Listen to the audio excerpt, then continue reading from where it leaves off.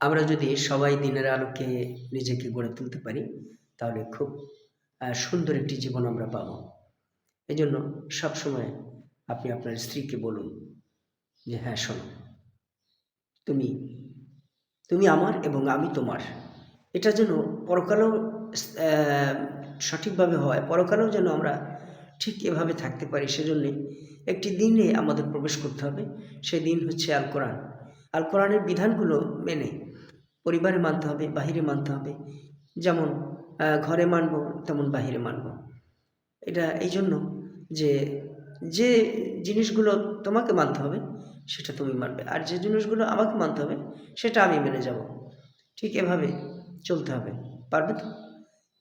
হ্যাঁ, তো তোমাকে আমি বলছি, তুমি যদি ঠিক হয়ে যাও, তুমি যদি ভালো থাকো দিনের অনুকূলে, তাহলে আমিও ভালো থাকবো।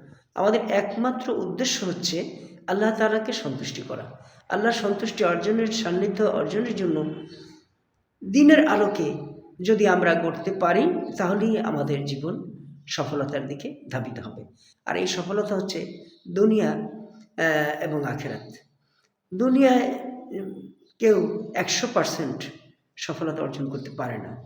কিন্তু দিনকে আঁকড়ে যদি দুনিয়ায় কষ্টও হয়, তাহলে আখিরাতে 100% সফলতা আসবে। এটাই আল্লাহ তাআলার ওয়াদা।